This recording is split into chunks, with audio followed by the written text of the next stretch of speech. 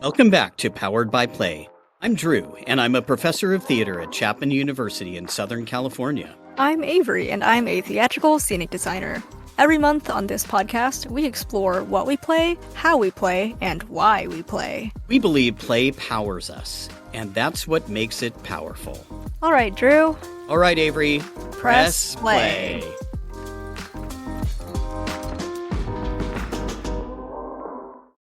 This month, we are discussing science and medicine. So, science covers practically everything: physics and nature, mathematics and computers, engineering and medicine, and countless more.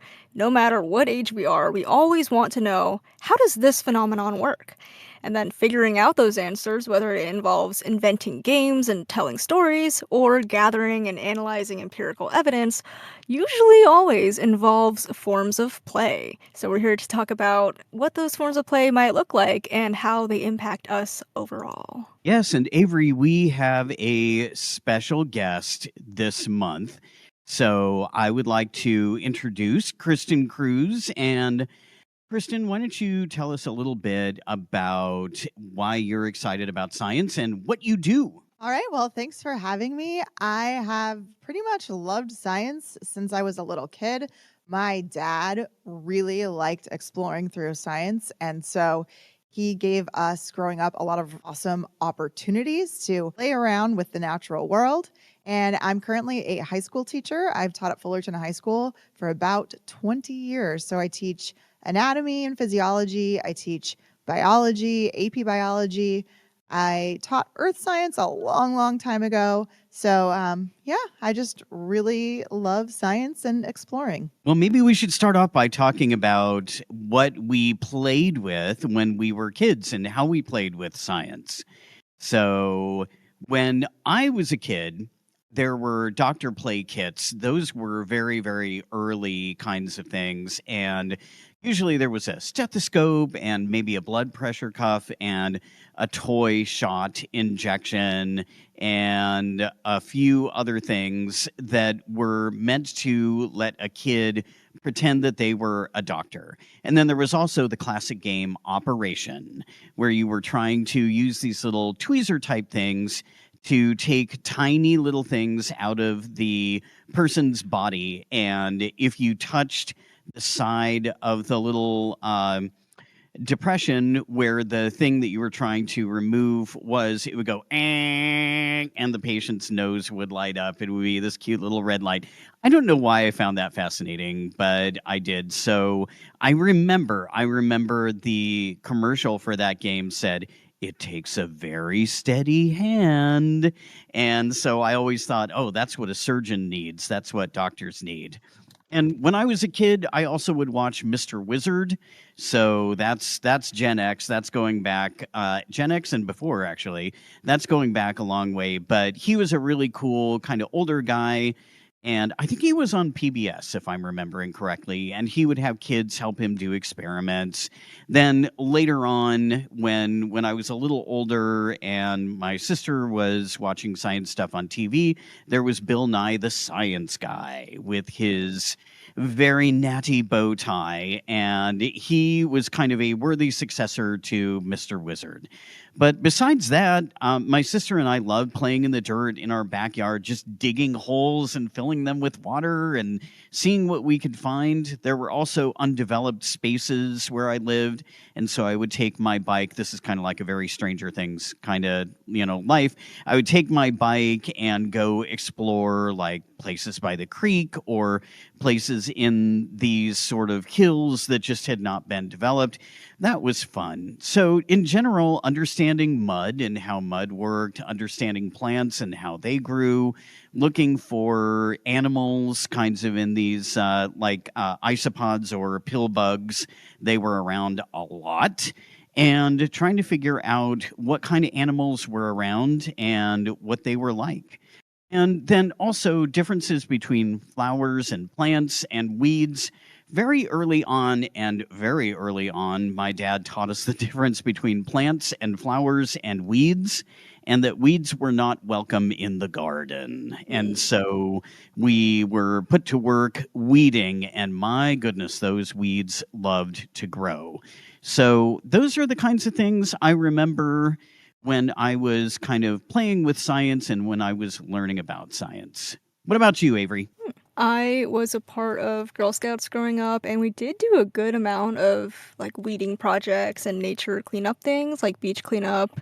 I know that was a really big part of the environmental culture around where I grew up, especially just with in a pretty largely populated county. There were just going to be a lot of like little rivers or ocean aspects or parks that just had a lot of trash. So we always would go around and do that a lot. And at one point, we also weeded out a really big portion of this local park, and we cultivated it with butterfly plants so that we could regrow the butterfly population a bit.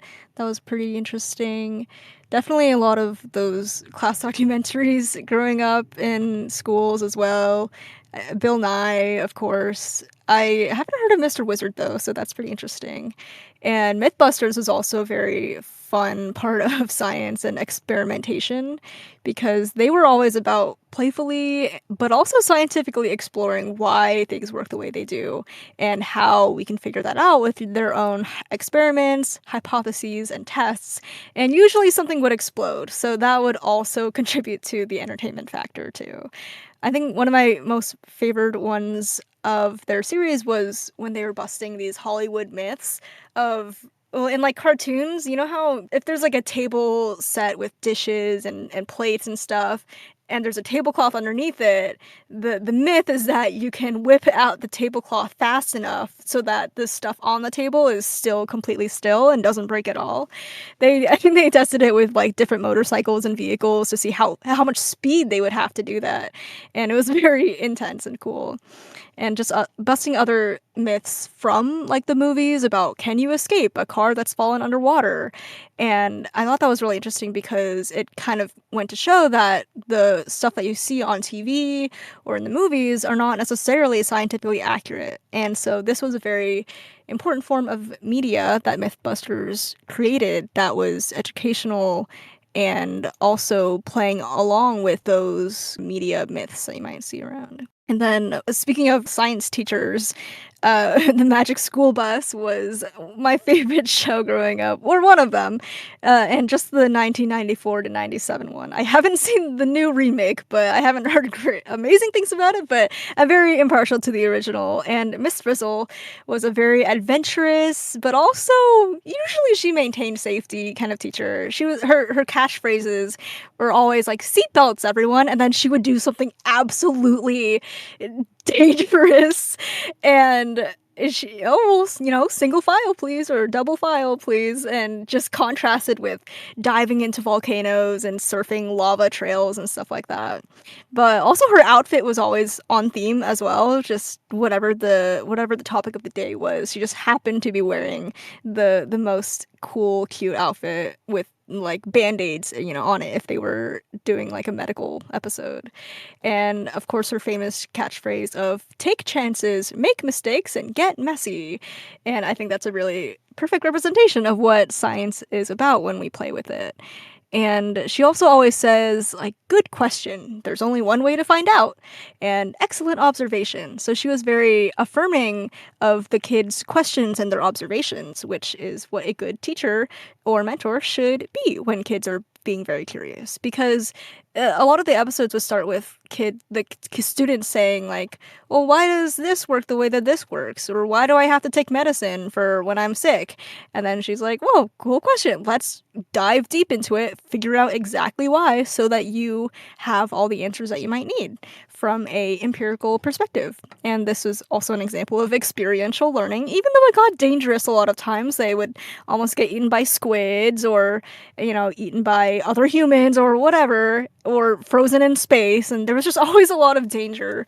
But at the end of the day, she kept them safe and they would always learn something new at the end of the day. So that was a very wonderful kids show to dive back into for this episode. I think I have a lot of similar experiences hearing both of you talk. So, Drew, when you were talking about Dr. Play kits, something that just popped into my mind is my sister and I would drive my mom crazy because we would use so much toilet paper and get it wet to make casts. So that was the thing you did when you were a kid. You would wrap all of the toilet paper around your arm and pretend like you had a cast. And that just brought back that memory for me. So even more than Dr. Play kits, we loved doing the cast making. And then Avery, when you were talking about Mythbusters, that reminded me of an episode that I was watching where they were using the breakable glass. And that reminded me of my childhood because my dad would do really cool and kind of Miss Frizzle style, probably definitely unsafe things with us looking back. Um, he made us breakable glass. So I don't know where he made it, how he got it, but I remember he came home and my sister and my friends and I had these glass bottles that weren't really glass that we would hit each other over the head with Oh and my have them gosh! break. And that was a lot of fun. My dad was a firefighter growing up, and I don't think he knew this particular thing that we would do, but we would go. It was, yeah, not something that he would probably be happy with, although firefighters are big pyromaniacs. That comes with the job. But we would go, my friends and I, into our garage that had like a linoleum floor, and we would put rubbing alcohol or like hand sanitizer on the floor and we would write our name in hand sanitizer or rubbing alcohol and light it on fire. So that was something I just popped into my mind that I'm sure he would not like to hear. He also took us to some place called Mud Park. I think it's actually Adventure Playground, but that reminds me of Drew talking about playing in the mud. There is this amazing place in Huntington Beach, California, where you can wade through like it's a little man-made lake swampy area and it's just mud and you play on Tom Sawyer style rafts in a mud pit. They give you nails and you can build clubhouses. So if you pick up a piece of trash, you can trade that in for like 4 nails and they give little kids saws and nails and you climb on these rickety structures and build playhouses. So that was something that we would go to pretty frequently when I was a kid. And that was a way to explore with getting dirty and I guess physics and construction as we were sawing and hammering. And it's still around. So you can still go there. I also loved potion making when I was a kid. So you would find the little jars and figure out, oh, if I crush up this berry, what color is it going to turn? So that was a really fun, formative experience when I was a kid. Something else that goes into the probably not so safe is my dad got his hands on liquid nitrogen. And if you know what that is, it's very similar to dry ice, but it's in liquid form and it is freezing liquids. And my dad did amazing Halloween. Like if you came to our house on Halloween, he went mad scientist and had Oh my all these gosh. really cool things going on. So it was kind of like a haunted house, but instead of haunted house, there were tons of experiments, potions bubbling in the windows. And he'd always buy liquid nitrogen to make smoke and fog. And he left us to play with liquid nitrogen. And so we would crack eggs in liquid nitrogen and it instantly freezes. So then you can take a slotted spoon and you scoop an egg out that's just like a frozen egg. It looks like it's a cooked fried egg. And we would take balloons and you dip balloons in the liquid nitrogen. And then when you touch them, they shatter. Remember, we dipped roses into liquid nitrogen. And that was so much fun because we just experimented. What are all the things that we can dip into this really harmful liquid that he did tell us you need to be careful. You can't put your hands in there. You can't touch it. This is what they use to like freeze warts off of people when you go into the doctor's office. But then he let, a bunch of early high schoolers play around with liquid nitrogen, and he likes to tell the story of how he went to bed, and then when he came in the morning the next day, that there were just thawed eggs and all sorts of thawed food just on the floor because we just didn't clean it up. And yeah, that was a really awesome experience that I think helped to explore the creativity in terms of applying it to science that has stuck with me for life. Oh man, what a childhood, Kristen. I love the idea that we're starting to talk a little bit about here with danger and dangerous science and science safety. That's something that we can probably track as we go through. The next thing that I wanted to chat about is plants and animals, and we started talking about them a little bit. So as we grow up, we encounter more and more plants. We go outside our backyard and notice that there are a whole bunch of different trees. We understand that there are animals that may not be what we've seen at home. And so we start exploring the world, and plants and animals are a big part of kind of the science that we encounter. I love this Thoreau quote. I had to read Walden when I was in high school, and for some reason that book has always stuck with me. This is one of his more famous quotes, but I love it. He said, "I went to the woods because I wished to live deliberately." And I've always loved the idea of living deliberately, like not just posting, not just kind of sleepwalking, looking around you, being curious, being excited, and thinking about what it actually takes to live. And so plants and animals are a part of what you're noticing when you're out there. I will start by talking about our pets that we have in my house. So we actually literally have a little sign in our house that says there's like a lot of animals in here. And we have 2 dogs, 1 cat, 2 tortoises, and 1 fish. And so we have the kind of confederation of mammals, and then we have the reptile group and 1 aquatic group. So I have been watching as we added our cat to this group, to this little menagerie. I have watched to see how the cat and the dogs have interacted. And mostly 1 dog has interacted, our younger dog, our more energetic dog. One of the things that I have been excited to see is that our new cat, whose name is Fern, has taught our dog, whose name is Chiaro, short for chiaroscuro, how to play like a cat and how to stalk. And so Chiaro did not do this before Fern was added to the house, but he now gets down almost on his belly and crawls just like he's trying to stalk something. Normally, dogs would signal that they want to play, or they would play by biting the other animal's neck in a playful way. Richard Schechner talks about this as a nip, not a bite. Like, I am not trying to harm you. I am trying to signal you that I want to play. But the cat plays by reaching out her paw and booping the dog on its nose. And it's a completely different style of play. But she's teaching Chiaro how to do this. She also plays with bugs. And I know those of you who have cats and love cats are familiar with the whole cat, like catch and release, and then catch again, and then release again, like the common phrase of the cat toying with the mice or toying with its prey. And it's fascinating to see, like, Fern, why don't you just, if you want to actually eat the bug, why don't you just kill it the first time?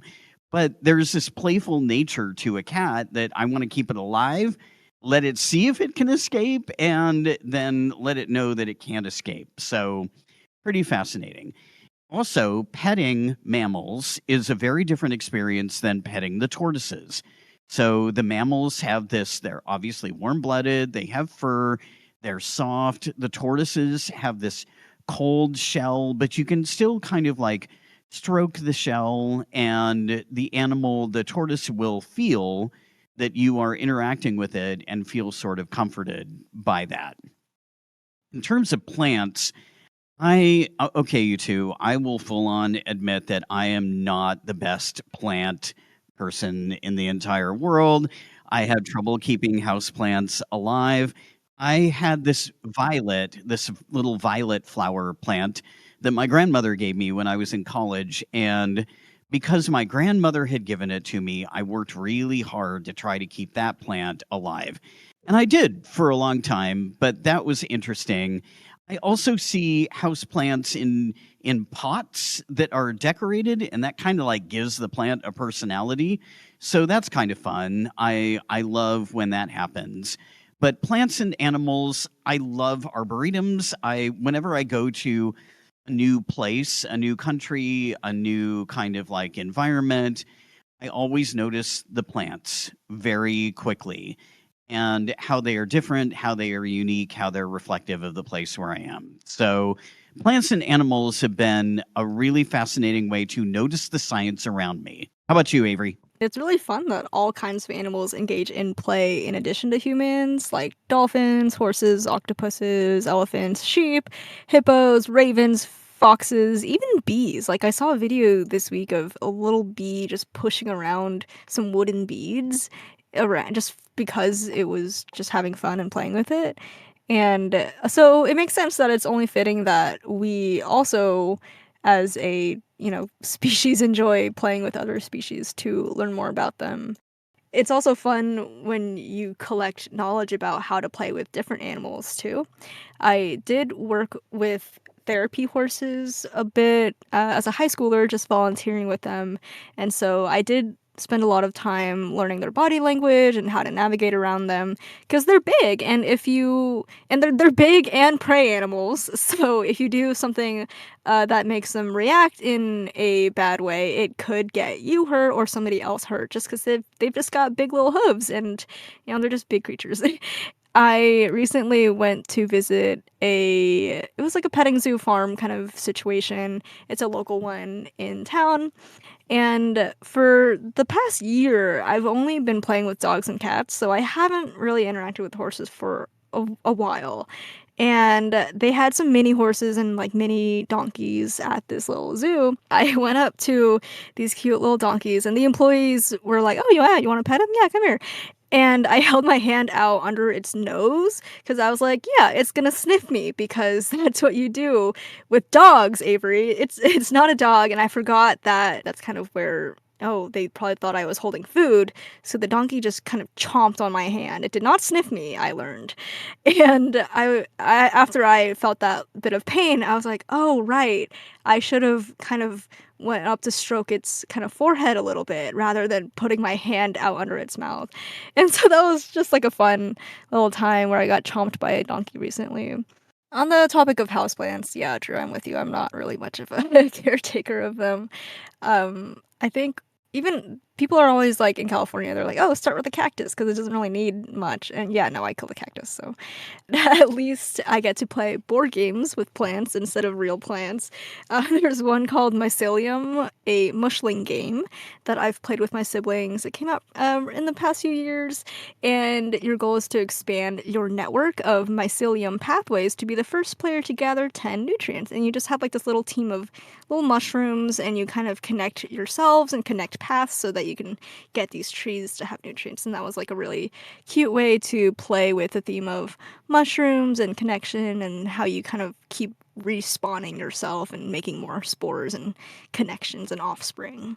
Another game that I love about animals is Wingspan. It's grown a lot in popularity, and now they have tons of expansion packs. But basically, you are a bird enthusiast, like you're a researcher or a bird watcher or an ornithologist or a collector, and you're basically seeking to discover and attract the best birds to your network of wildlife preserves. So I really liked the premise of this game because it's not really about capturing like with Pokemon, you're supposed to capture and train Pokemon and then raise them to fight each other and then you profit off of that. But with Wingspan, it's you're like inviting birds to your preserve. You basically are the one who is setting up the habitat for them. If you want to set it up in the forest plain or the forest environment or the plain environment or the water environment, you set up the nest for them so that they want to come to you. And then when they do come to you, they're just kind of like visitors in your little abode, and they get you some more bonuses and you can get more points, and you can get more points when you have them lay more eggs. But it's also not a uh, it's not a very colonialist game. I think that could be a theme with a lot of animal collection games where the goal is just to have more and more. And yeah, sure, the Wingspan theme is that you do want to collect more birds, but there are so many varieties of birds that there are multiple ways to win the game. And then every time you play the game, there's different parameters that you can win at. So you can have like all these small birds, you can have big ones, you can have carnivorous ones, you can have berry eating ones. And it's not really about, getting the biggest, prettiest ones. It tells you and teaches you that there's so many beautiful things about every single different bird species.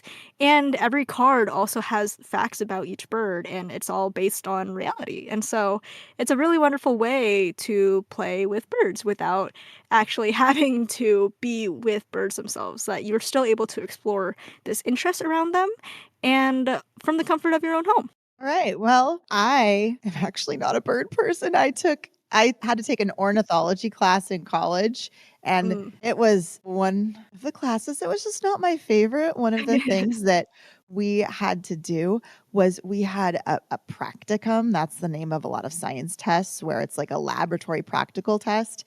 And we had to memorize bird calls. And there was like Ooh. 200 bird calls we had to remember.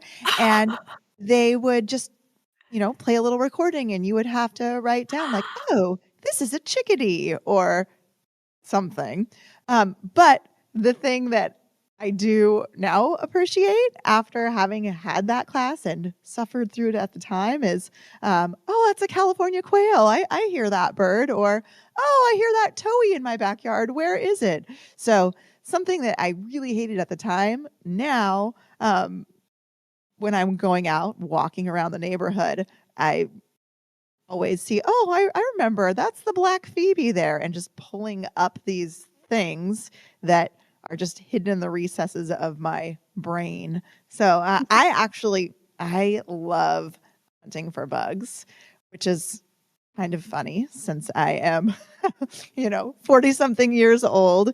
And I look forward to every year when I start my AP biology class. One of the labs that I have students do is they set up these choice chambers with roly-polies where they do an experiment and they have to do statistics on figuring out which chambers roly-polies prefer. So I have to go and collect about 100 roly-polies. So it has been the start of my roly-poly hunting season. And for the past 3 weeks, whenever I go on my walks, we have really nice trails around where I live.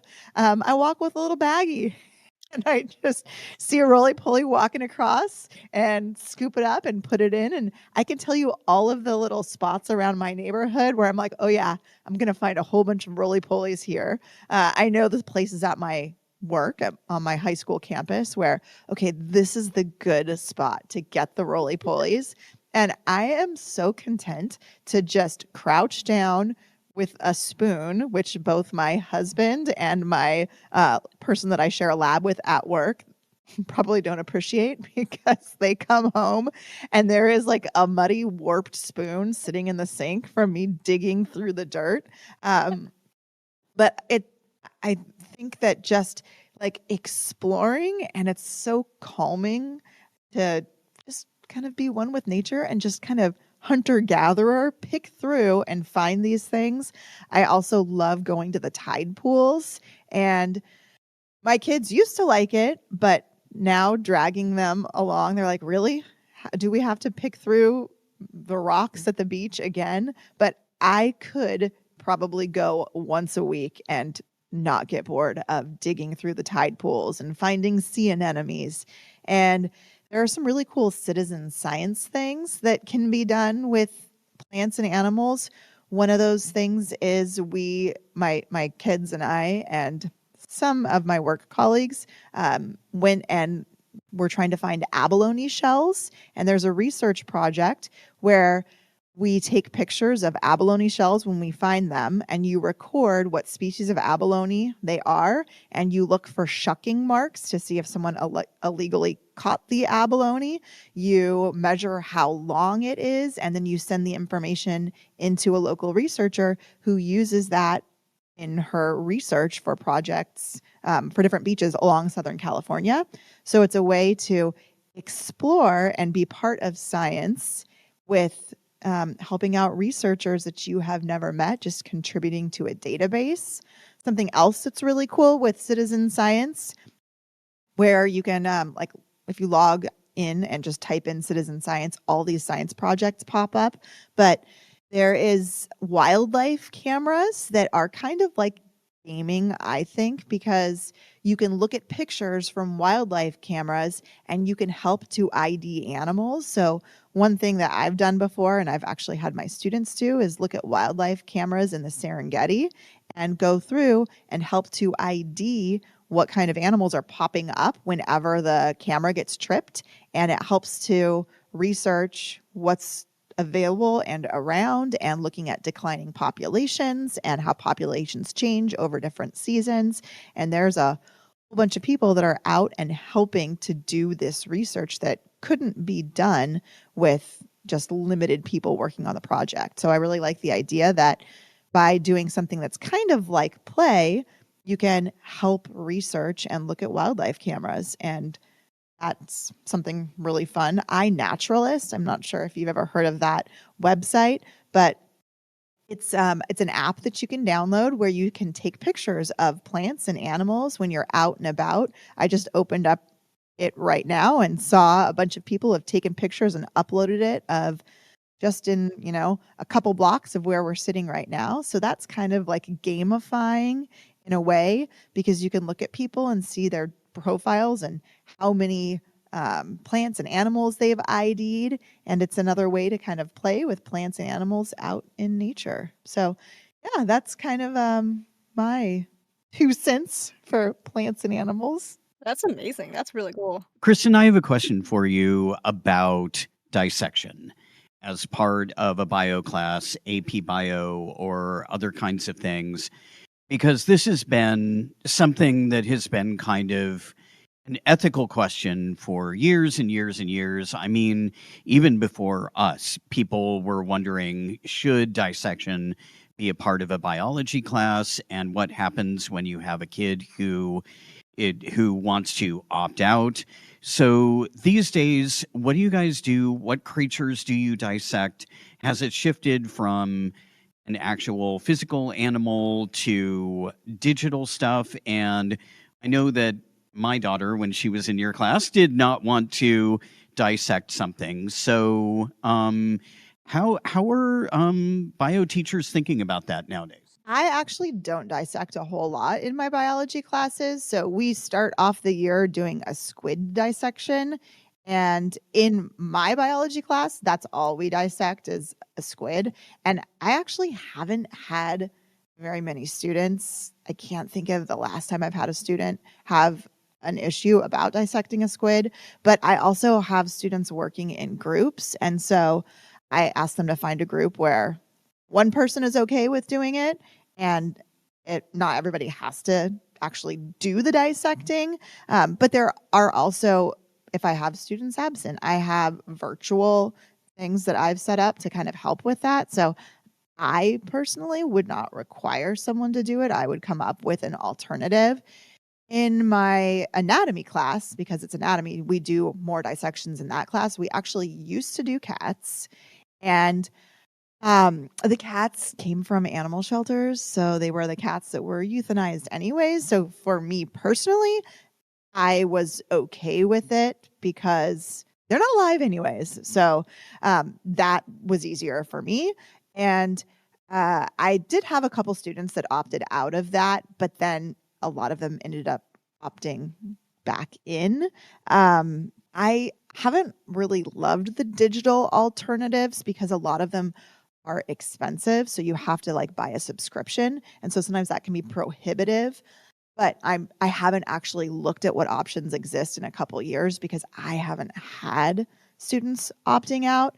We also have switched to a program called Anatomy and Clay instead of dissecting cats. So now it's been, gosh, probably 7 years since I've done that in my anatomy class.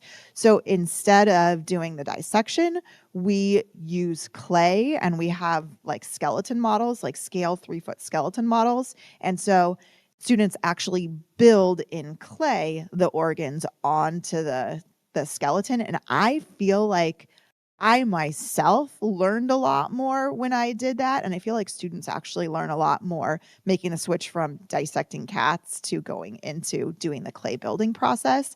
A lot of times with dissection, if you're not an expert and haven't been trained, it's really hard to find stuff because it's like a mushy mess. And so there's one of me running around trying to help students. Muscles especially is really challenging because they're covered in fascia. They stick together. So like to tease them apart and find where something is, it's challenging. So I really like doing the clay building instead. And that's kind of transformed my class and gotten rid of the ethical issues. I still do dissect hearts. So students can opt out of doing a heart dissection. I get them usually from like a butcher or a carniceria. So they're the byproducts of what was already being used for another purpose. And I like that better than doing a whole organism.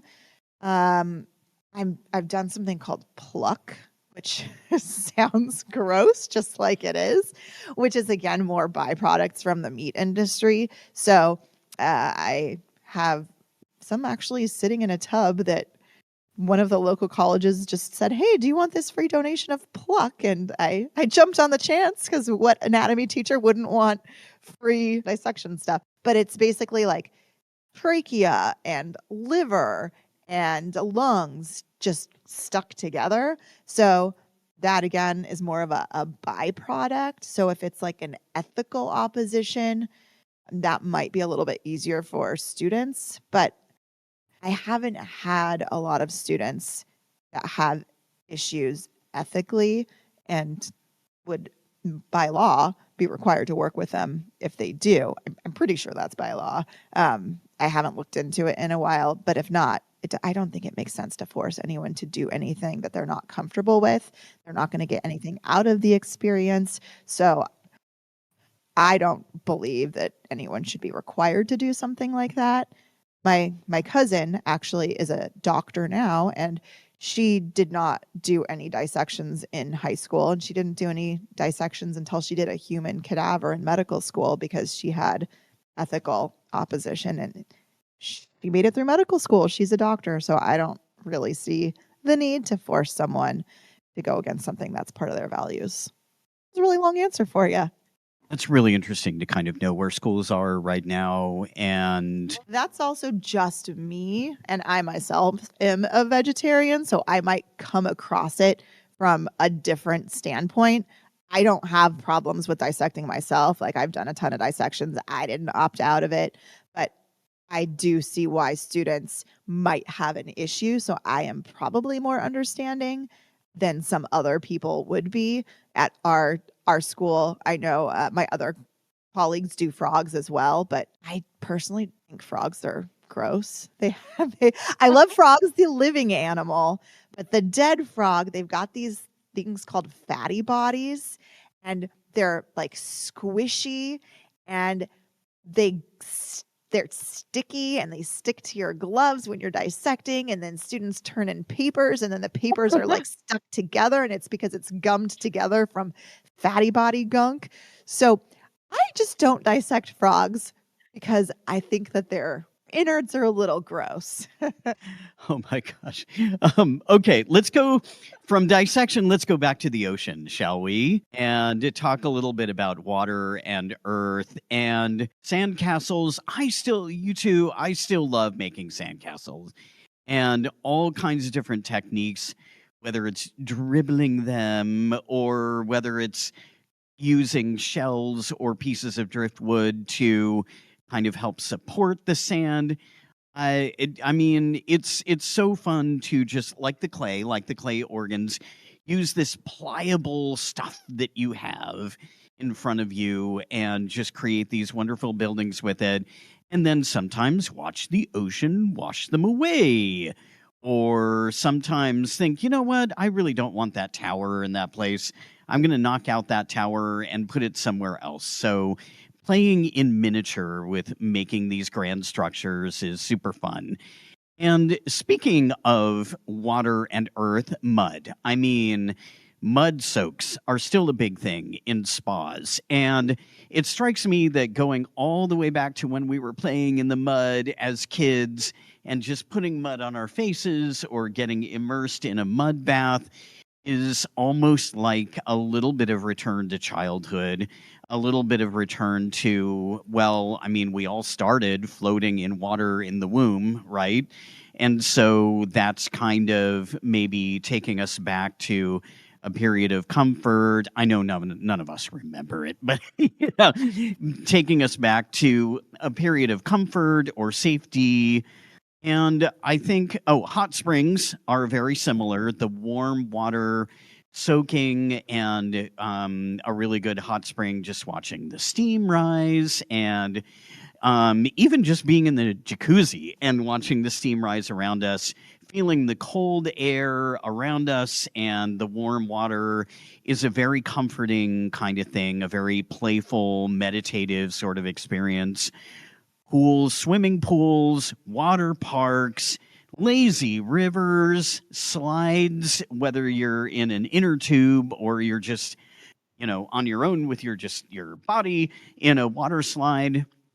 Feeling water all around you is kind of special. And controlling water and being able to put our heads out of water and not being fully immersed in it to where we would be at the mercy of a lack of oxygen that we could breathe is pretty enjoyable. It's a chance to get into something that's all around us, but that we don't kind of have as part of our daily lives because, well, hey, we would be wet and we don't want to walk around wet all the time. But it's really cool to learn about the physics of what water does.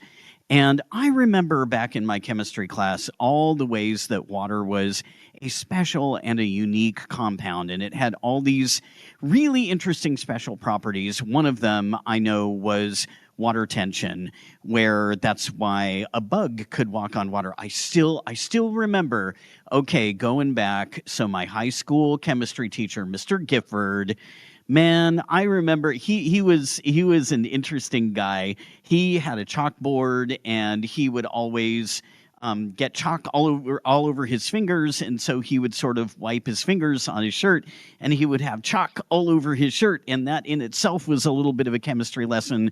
But man, there was nothing he loved more than water, and how fascinated that man could make water sound fascinating. And so just playing with it, because it is all around us and it does have these special properties, is a way to just kind of learn about physics and chemistry together. Yeah, when you mentioned the steaming water places, that reminded me of this hot springs mountain in Utah that I visited once.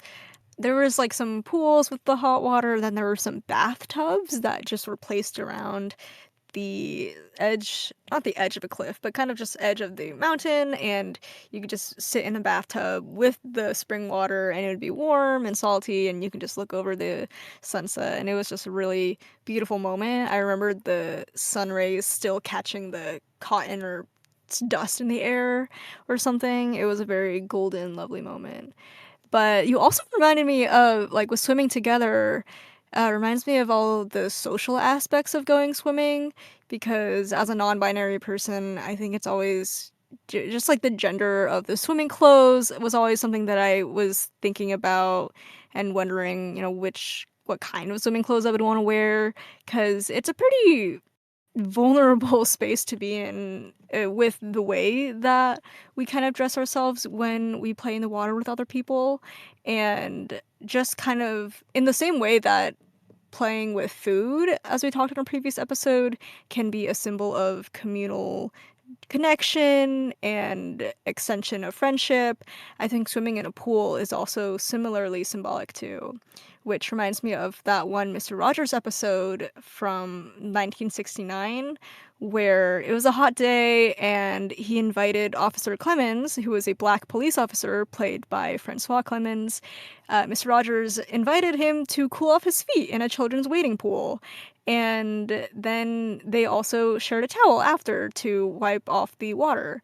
And during such a huge racially tense era of United States history, the fact that this episode aired on TV displaying this message of allyship and willing to connect with a black person during a time where it was not legal for black people and white people to swim in the same pools, let alone share towels. It was just a very symbolic gesture, and always is it goes down in history on, that kind of Mr. Rogers' legacy of what he kind of did for a playful attitude toward maintaining friendships and connecting with other people, regardless of their backgrounds or what they look like. With the theme of playing with water and the earth, I mean, the joy of digging a hole at the beach is just unmatched.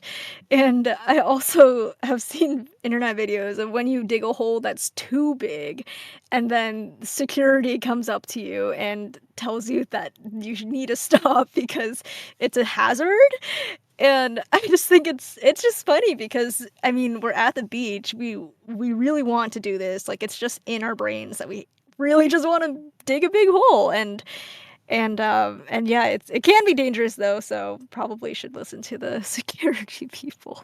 But also pushing boulders and rocks off of cliffs into water without people below them, of course, or other creatures below them, but kind of seeing what a rock does when it flies into the water at a high speed or a tall height is always very fascinating that anybody of any age can enjoy.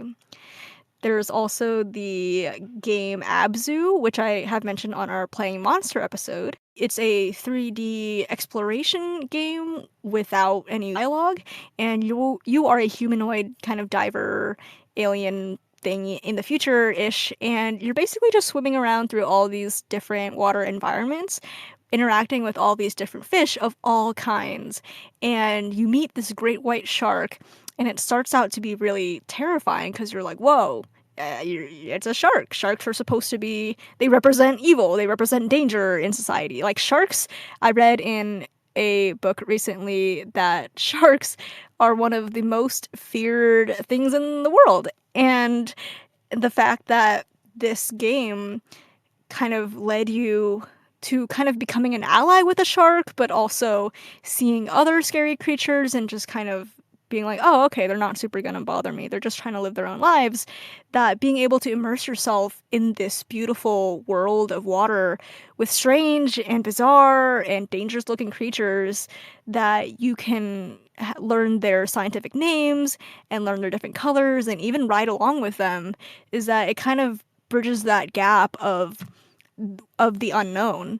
And I think that's what science and exploration is all about, especially when we include it in our games. Speaking about sharks, I know a lot of people are terrified of sharks. I love sharks.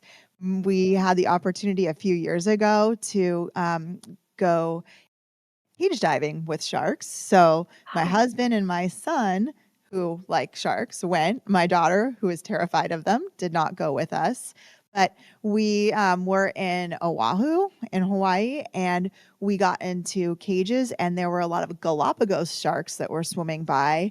And I was kind of upset we had to be in a cage because the Galapagos sharks they're not the sharks that bite you. So I was like, wait, what? These sharks aren't scary? Why are we in a cage? Why can't we just be swimming free with these Galapagos sharks? And it was such a cool experience. We also recently this year had the opportunity to go and do a night manta ray experience. So that was Whoa. amazing. That was on the big island of Hawaii. And they take you out in the pitch black in the not middle of the night, but I think we did it at 10 o'clock at night. And they have one place in the world where the manta rays are pretty much guaranteed to be seen every night, and they hunt for krill. So these are large rays. They're not stingrays. They don't have stingers, so they can't sting you. But they can be about 17 feet long. They're giant creatures, and they eat krill. And what they do to attract them at night is they have paddle boards that are equipped with like UV lights all around them to attract the krill up to the paddle board.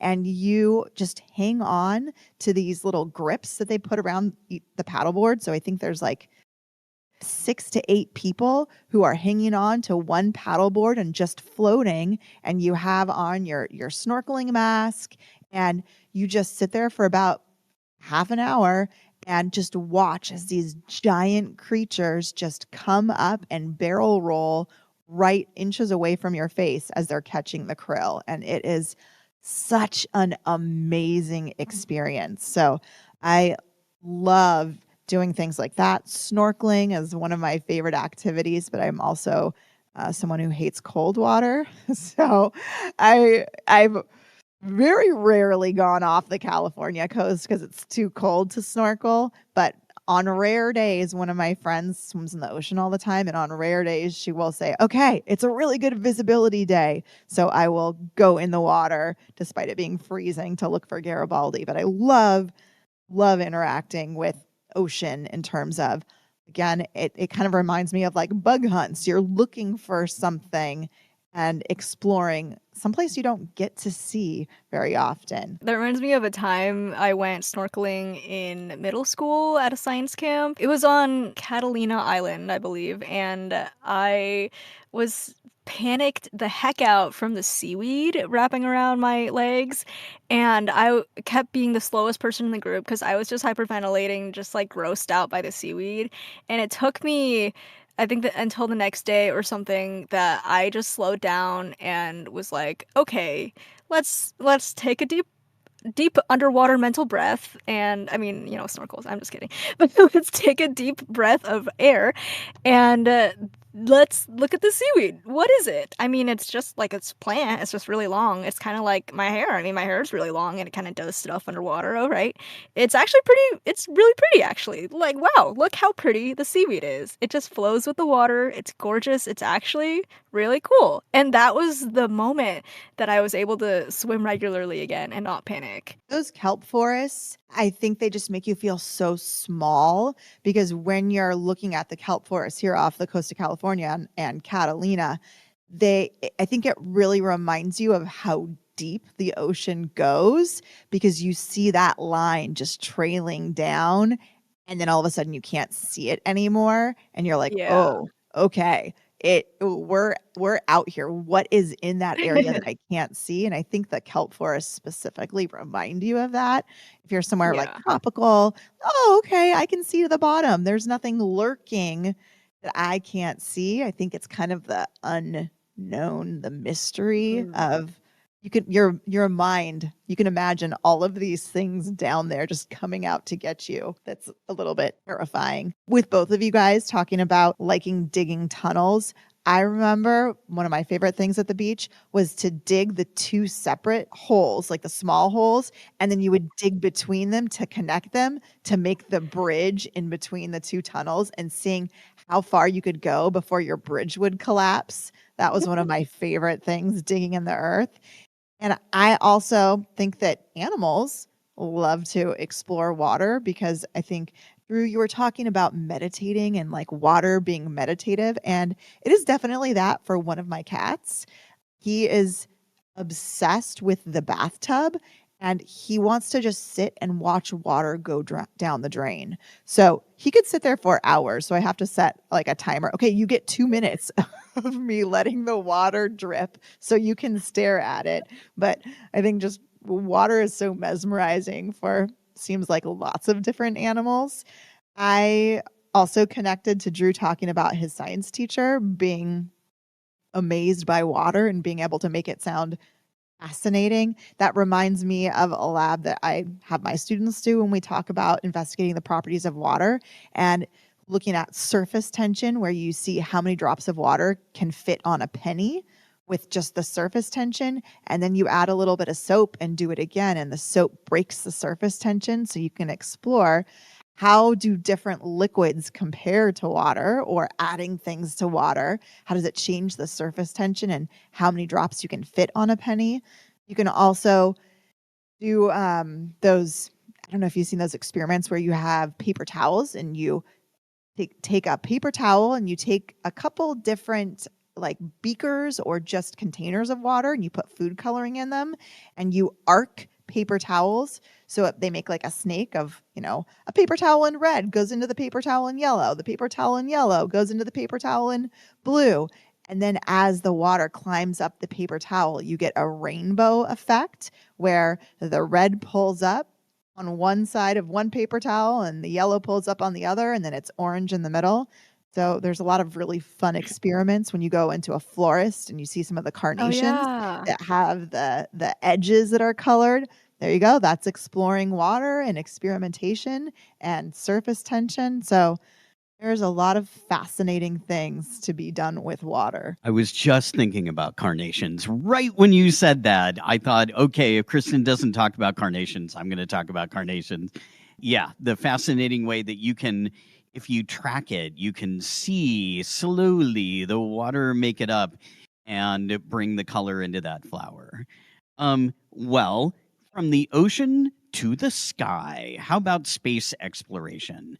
So when I was a kid, it was the sort of heyday of the space shuttle program. So the US had sort of stopped sending expeditions to the moon, but the space shuttle was sort of the newest, coolest thing.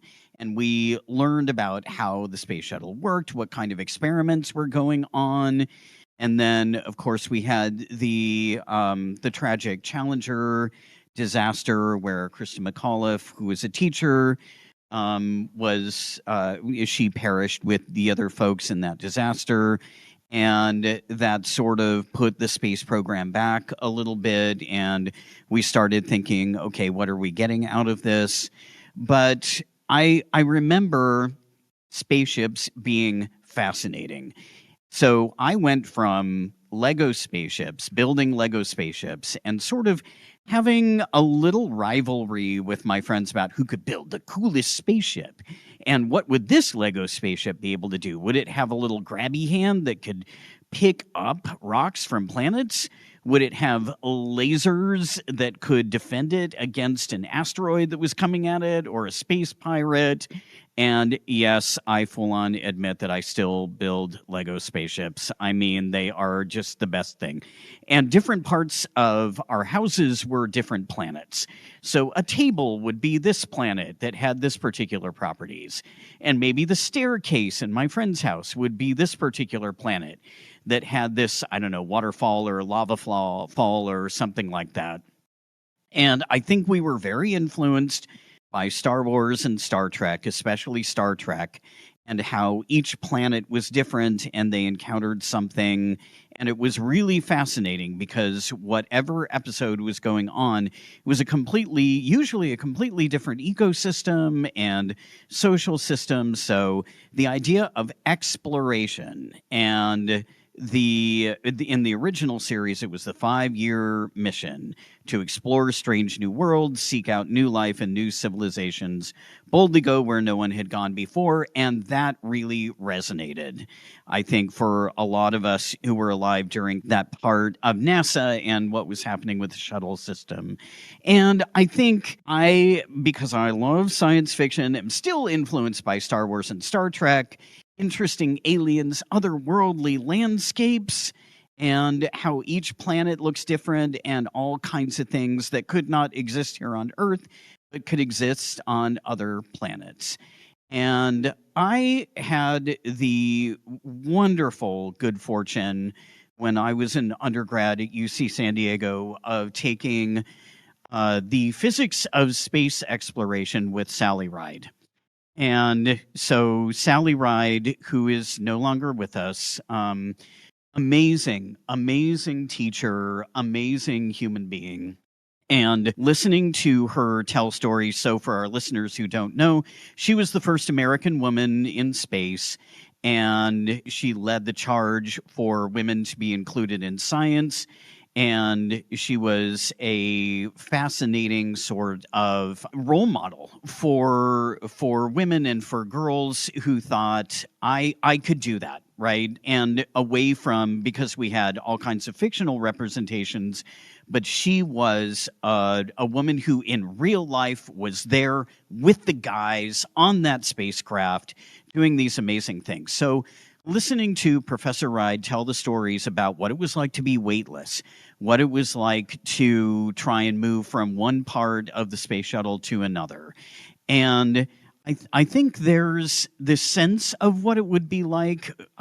We here on Earth, like when we get in a pool, we think, oh, this is kind of like being weightless. And so hearing from someone who actually had been in that other world and had escaped the bonds of gravity and all the stuff that happens on Earth, just hearing those stories was enough to keep me invested in, oh man, I'm going to keep following what NASA is doing.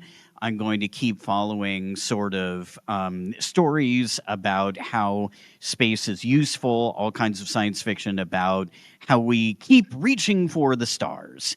And okay, Avery, so one of my favorite board games is Roll for the Galaxy, which is part of the Race for the Galaxy and Jump Drive and Roll for the Galaxy. It's part of this whole series by one of my favorite designers, Tom Lehman. And you are essentially building a space empire. And so you have developments and worlds that you kind of bring under your control. And you gather resources and you rise in technology and all these kinds of things. You start from very humble beginnings. One planet is under your control, one technological development is under your control, and from there you bring more and more and more into your space empire. And so it's a process of building. It's not about attacking the other player. It is, as the name suggests, a race to make sure that you can use your resources effectively and take care of your planets and take care of your developments. So I would be remiss if I didn't give a shout out to one of my favorite board games. I remember when I was in kindergarten, that was when the Challenger exploded. So that's one of my first memories of space, is that Challenger explosion. And I remember all of us kindergartners sitting on one of the little like rolly cart TVs watching it.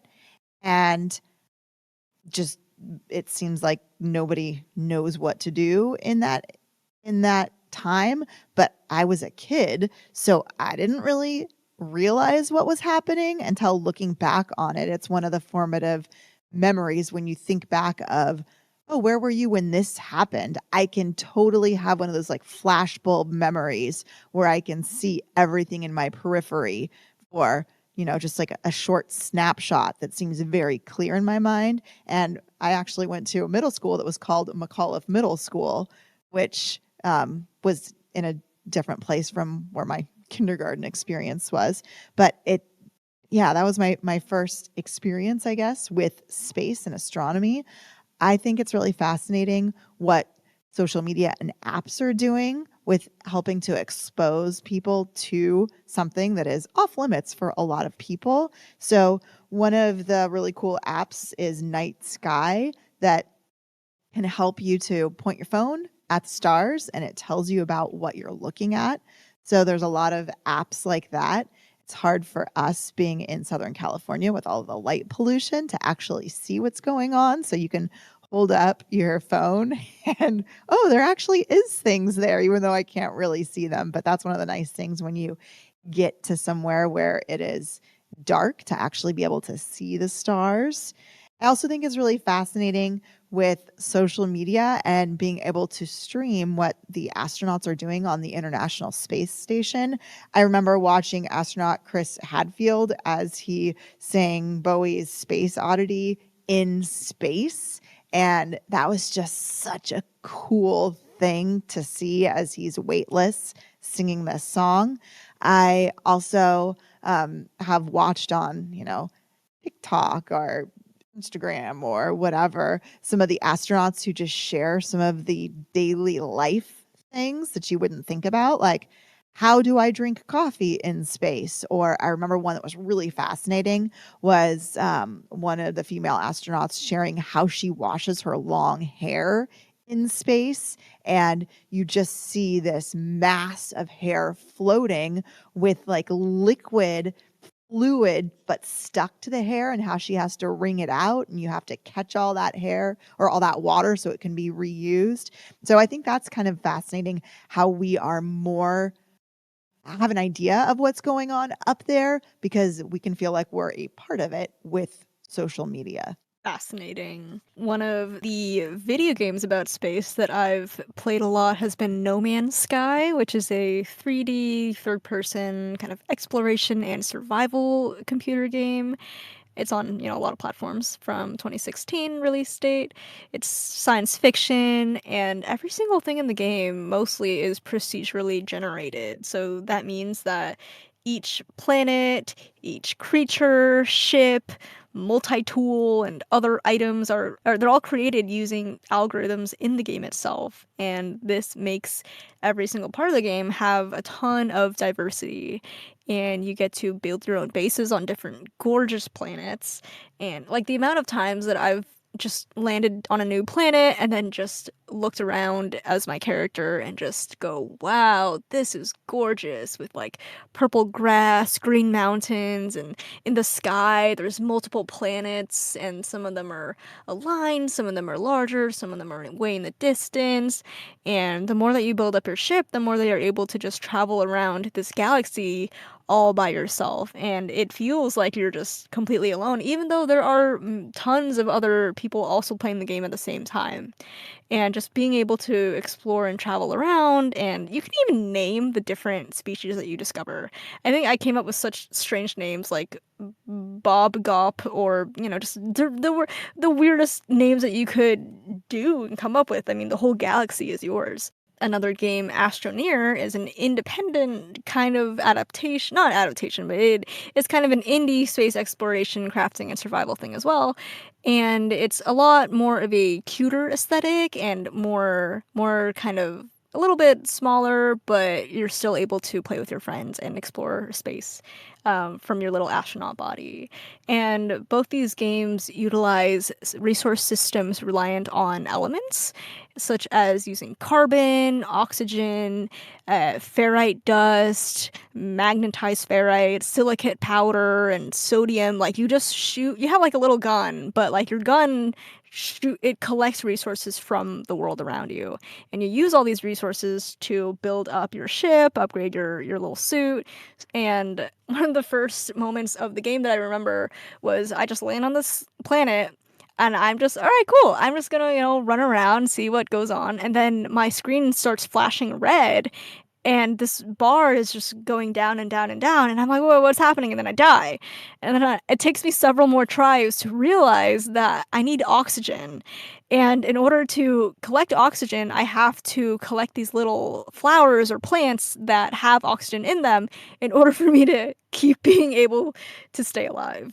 And it's the same thing with Astroneer too, where you need to be near oxygen for a while and just keep maintaining your oxygen supply so that you can continue to do all this fun exploration. So I thought those were really fun ways to incorporate science and space into an immersive 3D experience with yourself or with your friends. Oxygen supply so that you can continue to do all this fun exploration. So I thought those were really fun ways to incorporate science and space into an immersive 3D experience with yourself or with your friends.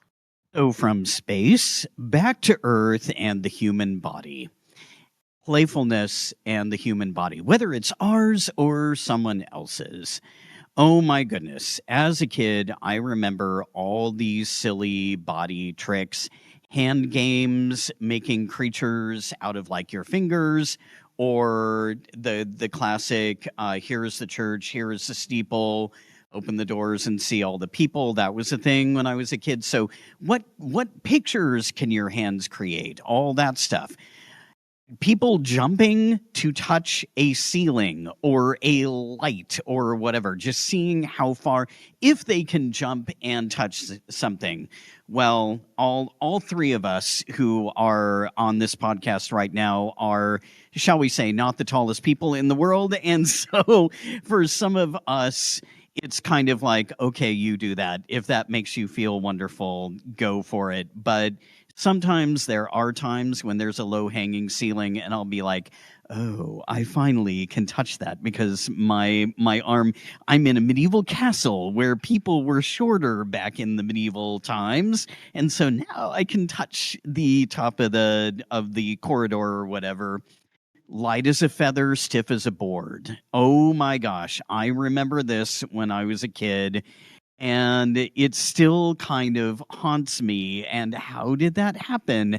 How did we lift that person when we really wouldn't have been able to if we hadn't done this chant and we hadn't done this light as a feather, stiff as a board ritual, that kind of thing? Massages. So just the playfulness of having someone kind of like, touch your body and try and find the points that have stress and work those out. Again, kind of meditative, but also sort of playful. Like, I find myself when I get massages trying to think, okay, where are they going to go next? Are they going to go towards my head? Are they going to go towards my back? When are they going to tell me to flip over? That kind of thing. So I played this little game of trying to figure out what the next place is going to be that they're going to touch and massage and work out. Reiki is very interesting because it's looking at like energy and how it's flowing in your body. And so when I have gone for Reiki treatments, I have challenged myself to think about, can I actually feel the energy moving as the Reiki master is working on me, and just really trying to like concentrate and feel, is there something that's moving around? And then of course, sometimes being affectionate, being playful. We were talking about petting animals, particularly mammals earlier, but maybe with a family member, just being affectionate and like, petting their hair or putting your hand on their back, or with a partner, maybe doing like back scratches or something like that. So playfulness that indicates the closeness that you have with this person. Human body, very, very playful in the way that it moves around and interacts. What do you think, Avery? Yeah, and when our bodies work too hard or are dealing with bacteria or such, we often get sick. And as Miss Frizzle says in the Magic School Bus episode, when your body is sick, it's telling you to slow down. And in this episode, Ralphie, he's the kid who wears the green shirt and has a red baseball cap worn backwards on his head. And it's funny because even when he's sick in bed in this episode, his red baseball cap is permanently on. Like, it's still with him in the bed. Nice. He's trying to like type out this report, but he's so sick and just not able to do it. But he's stressing out because he wants to finish the project and he doesn't want it to be late or whatever. But he just has to stay home. And so Miss Frizzle and classmates come to visit his home. They don't wear masks in this episode, which is, whatever. But they not only visit him and say hi, but they use the Magic School Bus to shrink down to a microscopic level and then enter his body to figure out why he's sick and what's going on inside. And it's interesting how it starts out with Ralphie being like, oh, why do I have to drink this yucky purple medicine? And the mom's just like, well, it's good for you and blah, blah, blah. But of course, we're always wondering, why do we have to take this yucky medicine as kids? Good enough, the answer of it's good for you is not a good enough response to quell our curiosity as to why. And I think that's something that kids do, a lot as kids. They ask why. And Miss Frizzle's answer to that is science, and let's figure out why so that you can come up with your own answer to that. And the kids basically report to Ralphie's TV straight from inside him, straight from the source, they say. And they're just acting kind of like news reporters and investigators as to, oh, so we're in the bloodstream now. Oh, you're gonna cough us out. Or, oh, look, I found the bacteria that's in your lungs. Oh, look, your white blood cells are fighting off the bacteria. That's good. Oh no, but now they're overwhelmed. What do they do? Oh, antibodies. All right. And then the white blood cells do their jobs too well and then try to eat the school bus. And so Miss Frizzle, while they're just about to get eaten alive, Miss Frizzle's just like, the wonder of the human body. And then the kids just kind of have to figure their ways out of the situation. But even as adults, I mean, we don't really have that much time. We're not given time to rest via our work because we're paid to work and we're not paid to rest. And when we do get sick, that's oftentimes when I am able to actually, relax and play some video games or get extra sleep. But the week that I got my wisdom teeth out this summer, I played so many video games that week, and I was like, wow, this is great. This is what it feels like to have been a kid when I did get sick and I stayed home, and I would always watch Ratatouille because that was just kind of my sick movie. And a lot of the culture nowadays is also promoting mental health days, and not only are physical symptoms a sign of sickness, but mental symptoms can also be a sign that your body needs to slow down. And so it's a very important thing that we are able to take time to rest and play, because play can also be a part of how our body recovers a little bit from working too hard. I think that play in science and in school is really, really important. And that's why I really like being an anatomy teacher, because I think a lot of what we do is essentially playing and exploring. So my favorite ways to run my class is really hands-on and experiment censored, or not censored, but experiment driven. There we go. And I am always looking at how students can learn more about their body through playing around. So one of the things that I like doing is we do an experiment where we map out touch receptors and seeing how sensitive different parts of the body are in different people by taking a ruler that has two. I actually made this because it's easier than buying a whole bunch of these things called calipers, which can measure distances. So I take a ruler, I take like a little index card and fold it over so that I can hot glue on like a paper clip end, or else you could do a toothpick. And so that I can make a slider that can slide up and down the ruler with a paper clip or toothpick off the side of the slider and then off the end of the ruler. So then as you move up and down the slider, you can move these two pointed ends closer to one another, and it gives you a physical distance of how close or how far something is. So if you're in a group, you have one person look away while someone else touches them with the ruler and the slider starting far away. And there are certain places on your body where you have a whole lot of touch receptors, and so they're very, very sensitive, like on your fingertips, where you're able to discern two separate points at a really close distance. But there are other parts of the body, like your scalp, where you don't have very sensitive touch. You don't have a lot of touch receptors. And so you might have someone touching you with toothpicks that are 2 inches apart, and it might feel like you're only being touched with one particular spot. And so it's kind of fascinating for students to be able to explore and discover on their own how something like touch receptor distribution differs on different parts of the body. I also like bringing in challenges to experiments. So I have these things called hand dynamometers, which are fancy sounding tools where basically you can squeeze this sensor and it registers how many units of force you're able to squeeze with. So how strong you are. And so kids design experiments where they test their grip strength or their pinch strength. And it's fun for them to come up with cool experiments that differ from group to group. Do they want to see, is their right hand stronger than the left hand? And they go and they test a whole bunch of people and record data. One of the experiments that one of my groups came up with last year that was kind of a fun one is they wanted to see if there was any correlation between age and grip strength. And so they tested all their peers, and then they walked around the school and tested us older teachers and people working in the office to figure out what the relationship was. So it's fun because there's a bit of a challenge there, but it's also playful in, hey, what question can we ask that we can use an experiment to answer?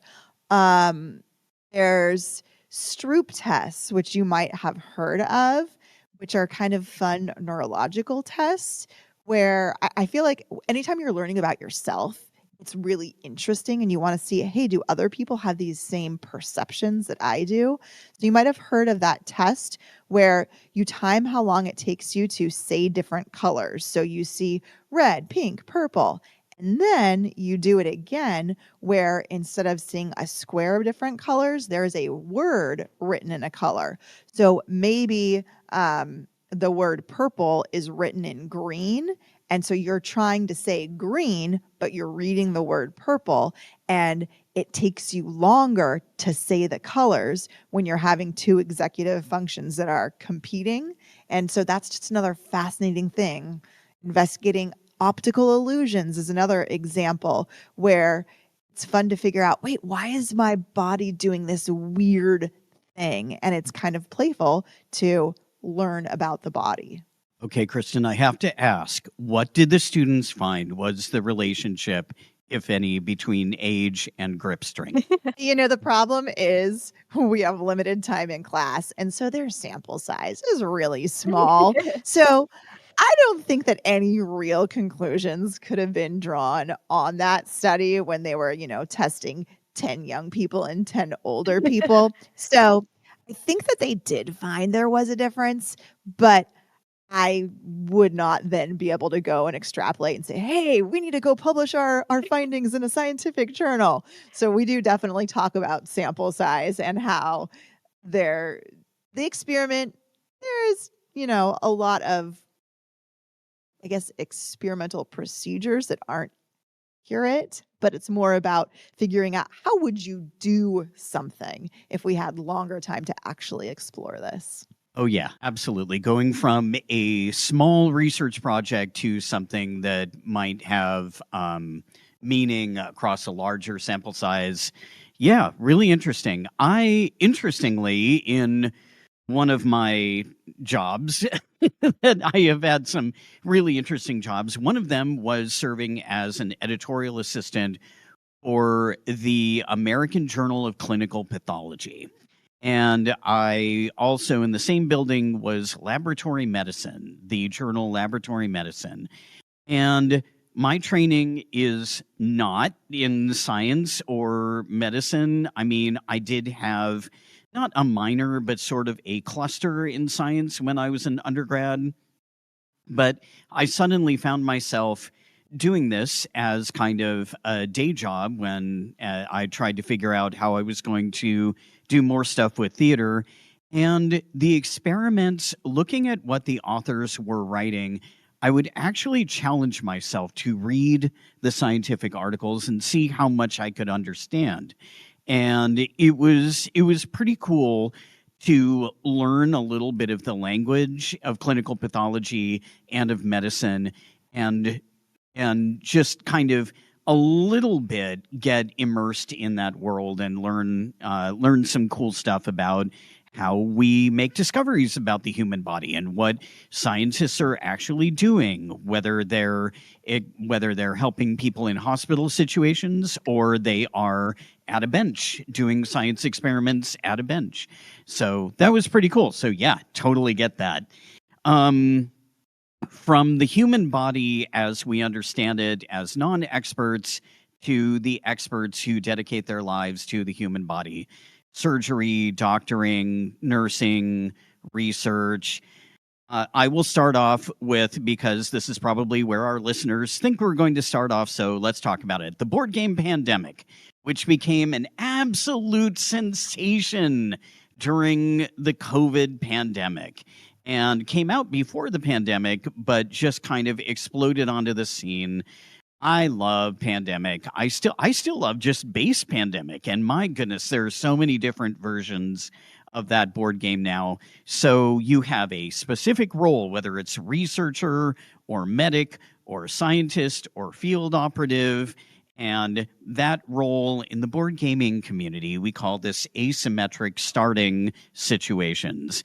And so you have special power that you will use in order to try and treat people who are getting sick around the world, and then discover a cure for the 4 diseases in the base game, and try to either eradicate disease if you can, or just find the cure. As long as you found the cure for all 4, you're golden. There are other games that have you kind of like playing doctor or playing someone who is trying to help out people who are sick. I just got a game called New York Emergency Room, which is kind of quasi like an escape room game where you're getting little folders about different patients and you have different things that you can do. One action means ask them a question about this and give them this kind of medicine and see if it works, that kind of thing. So that's been fun. Rush MD is a game. All right, again, my good friend Matthew, who's my board game buddy, has this Rush MD game where you have to like run around to it's in a hospital, it's in an emergency room, and you flip a sand timer and you've got to go and you've got to like give medicine to this person and flip the sand timer and they'll be okay. And then you go over here and you order a test and you got to flip the sand timer and that kind of thing. And also, being a professor of theater, some of my actors become patients, in quotes. I'm making quotes here with my fingers. Patients for folks who are in residency or in med school and are studying to try and figure out how they talk to patients and how they learn what's going on. And so the actors get a profile that they are supposed to read and memorize and perform. And then they have to improv answers to the questions that the doctors ask them. So I kind of love this because it's putting theater and science together. There are many, many plays like Copenhagen and all kinds of other things about science. And so science does show up on the stage quite a bit, but this is taking theater off of the stage and into hospitals and into settings. So those are my thoughts on doctors, nurses, surgeons, researchers. Yeah, there's a lot of also characterization of doctors, whether they're famous or not, but with social media, there are, doctors answering questions, and the more of the personality that people like, the more views that they kind of get. And even with the TV show House MD, even though his personality was not very likable, it was still very watchable because of kind of how gruff and, testosterone filled he was or whatever. But I did play the House MD Facebook game back in the 2010s or something with my brother on Facebook, where you would have to, it was just, yeah, just playing, you were House MD with these little patients that you had to fix. But another favorite game of mine related to this was Pandemic, but not the board game. Instead, it was the computer or mobile game. It has Pandemic and then Pandemic 2. And it's an outbreak game about infecting the world. So you are the disease with the goal of killing off the entire population of the world. And to do this, you have to constantly evolve, avoid detection, and spread yourself to more victims and to increase your deadliness. And boy, oh boy, this was a really fun game to play a ton because you don't really see any bodies in here. All you see is just a map of the world, their airports and their ship bases and all the other little government centers or whatever, and you just see airplanes and ships going around the world because that's where the people are. And then you select, do you want to be a bacteria or do you want to be a virus? Do you want to inflict coughing? Oh, or do you want to eventually inflict kidney infection? Because that kidney infection was one of the top killers. But if you choose the kidney infection path too soon, people are going to start dying too soon and they're not going to infect enough people. And then thus, they're going to come up with a cure too soon, and then that's going to be the end of your pandemic. So the balance of increasing contagion and increasing deadliness was a very, very fun thing to figure out. And there are so many games where you would increase your contagion to the level of infecting the entire world, and then you would start being a more noticeable thing, and then the cure would come too late. And so yeah, that was definitely. I also re-downloaded that during the pandemic as well, the COVID pandemic too, to cope with the situation, or also to re-enjoy a different perspective of infection, because when we deal with things in real life that are too stressful, sometimes we turn to play and games in order to deal with a different perspective of it that's not as dangerous. So I actually have a board game contribution here, which is surprising for me since I feel like I don't have as many board games in my pocket as you guys do. But there is a game called Organ Attack, and it's a card game. And my kids used to love to play that game. And the goal of the game is to remove your opponent's organs. So there would be cards like, you have gastritis, and if someone hits you with gastritis, it attacks your stomach. And I think you have to have like 2 hits on your organ to remove that organ. So then somebody else comes with like H. pylori, which is like ulcers, and they can attack you and take your stomach out. And then you can fight back with vaccines. And then there's like immunity booster cards, and it has really funny like cartoon pictures of all of the organs. So that was always a fun game. I had a couple of extra ones that I would keep at my workplace. So if students finished something early, like, oh, okay, well, go get an organ attack and keep yourself busy playing Organ Attack. I also love there was a fun Flash game, and I don't remember it now that you can't do Flash anymore, but there was a game where you would perform surgeries, and I remember one sticking out to me that I thought was really cool was like a C-section, so cesarean section surgery, where you would cut through the layers of the abdomen. That I did not do this at work, but I remember like, hey kids, like my own kids, like, hey, let's play this cool game and let's deliver a baby. Oh, and there was one where you would think that it wouldn't be the worst one, but the toenail removal surgery was the worst. Oh, Okay, gosh. judging from all your faces, you do think that would be the worst.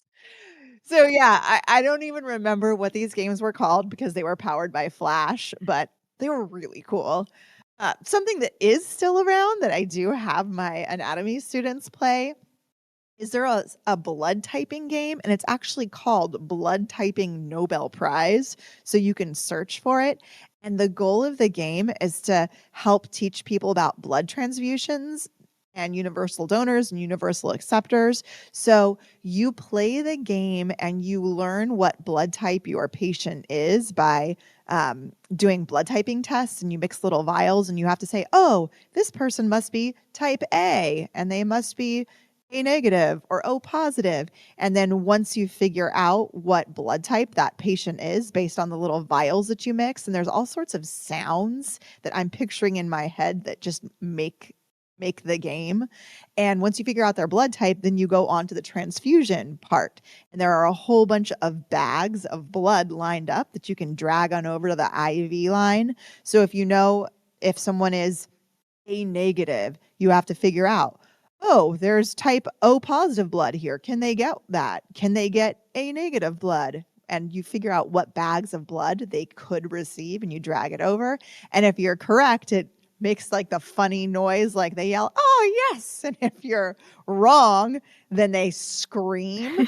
And the funny part is when I have a classroom of students playing this and you just hear like a chorus of like, ah, and you know that the patient is like turning green on their screen. So it's pretty funny what people have come up with to help also educate at the same time as playing games. So that's my 2 cents on gaming. I'm happy to contribute. Yay. Thanks, Kristen. Final thoughts. Okay, we've covered a lot of ground. Let me start with a quote from the great naturalist John Muir, who said, "Any fool can destroy trees. They cannot run away. And if they could, they would still be destroyed, chased and hunted down as long as fun or a dollar could be got out of their bark hides, branching horns, or magnificent bull backbones." What are our responsibilities, right? What are our responsibilities? How does play teach us about our responsibilities when we go to the tide pools? How does play teach us about those creatures belong in the ocean? They do not belong brought up to the street and put on the sidewalk to see what will happen. Our responsibilities in terms of what is our blood type, and could we donate? I myself am O positive. So my goodness, you two, the Red Cross contacts me a lot and says, we need your blood cells right now. What are our responsibilities? And sometimes stories about science or playful things about science seem like a desire for power and control over nature. Nature is big. Nature is big. Nature is powerful. Nature can be dangerous. And so, how much do we know about it? And with our own knowledge, how much can we influence it? The classic story of Frankenstein, Mary Shelley's classic story of if we could resurrect flesh and if we could create a creature out of flesh that was no longer living, but we could recharge it, should we? What should we do? Jurassic Park, of course, is one of the most recent ones, right? Should we? What are our responsibilities in terms of creatures that have, as the Jeff Goldblum character says, dinosaurs had their shot and they were selected for extinction. I was being Jeff Goldblum there. That's my best Jeff Goldblum impression, you guys. So what are we supposed to do? How does play teach us about that? Whether it's kids or whether it's us as adults, and science fiction and trying to understand what are the warnings with science fiction, what are the opportunities, and what are the responsibilities. And a whole bunch of play, I think, explores that. I think of the marches for science that existed during the Trump administration, when there was a lot of conversation about, can we trust science? Can we trust scientists? There was a great, not great as in it was good, but great as in it was big, a sort of look at the intersection of science and politics, and huge questions about how those two influenced each other. And so there were folks who were absolutely fed up with science being thrown out the window in terms of politics and decision making. And folks got out there and they held up signs that said, trust science, trust scientists. And it was a moment that was really like nothing I had seen before. And when I was a kid, science was everything. Science and technology was part of America. It was part of who we were as a society, and our gains and our successes, whether it was reaching the moon or whether it was developing vaccines, whatever it was, suddenly that was kind of woven into the fabric of the country was being questioned, and people were having to push back. Like, who would have thought that we would ever have to defend science? But in that moment, it kind of became a thing. And one more quote from the great Neil deGrasse Tyson. I love this guy. He really breaks down concepts and makes them understandable. And here he is talking about Carl Sagan, the great Carl Sagan from when I was a kid. He hosted, I think it was on PBS. It was either, I think it was just called Carl Sagan's Science, if I'm remembering correctly. But here's what deGrasse Tyson said. Carl Sagan spoke fluently between biology and geology and astrophysics and physics. If you move fluently across those boundaries, you realize that science is everywhere. we're surrounded by it. So those were my final thoughts. Avery, any final thoughts? Yeah, I just thought you brought up a lot of really great points about the line between being an observer or contributor to science and nature around us, kind of like with Wingspan, where we're just visiting birds and letting birds visit us, versus where we want to be in control and be the force of change among everything else, whether we want to be the doctors stopping a plague or be the actual plague itself. That there's a lot of room for us to explore the nature of power and control, and also trust, as you say, because I think the reason that we teach science in schools is that there's not really a way to trust something or a concept, trust for something to be true until you trust the actions that it takes, the phenomenon that you observe from it, but also your own brain and the conclusions that you might be able to garner from that. But also, like you said, there are experts who dedicate their lives to doing that.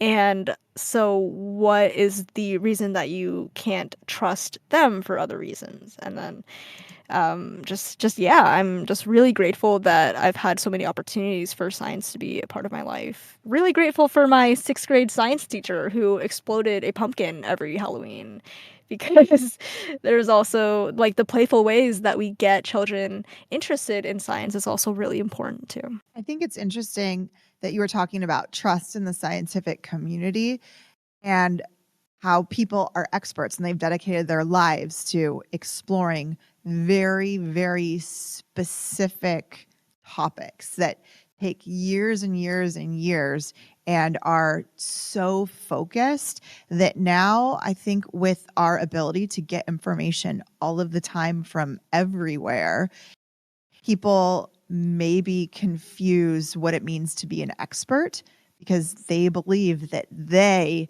can do a little bit of research without having been trained in what does it look like to be critical, and feel like they are then experts on the topic from a deep dive that they did on the internet. And I think that that's kind of interfering with our ability to trust science because we feel like, oh, well, I can do it just as well, when there is a whole lot of training and years of study that have gone into making someone an expert and not just reading something that could be biased. And that's just something we have to keep in mind.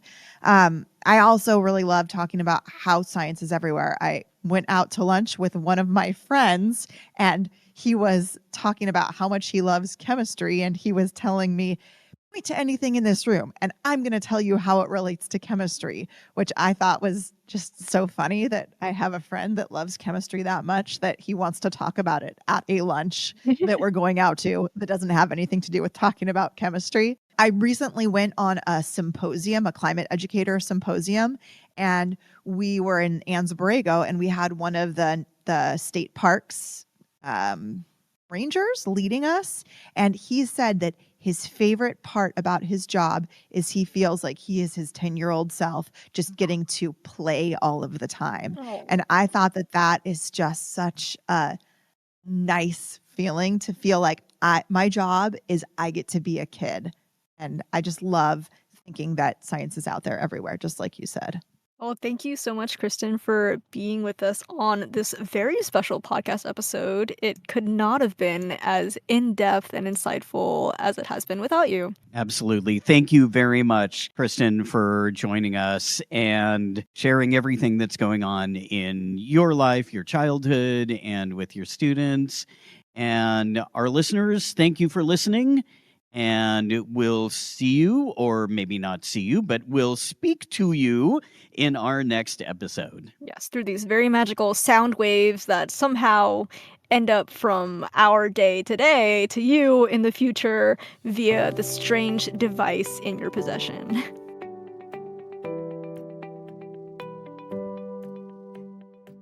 This has been Powered by Play with Avery and Drew. If you've been enjoying this podcast, you can support us online at Ko-fi. That is ko-fi.com/poweredbyplay. Thank you so much for listening, and we'll catch you next time.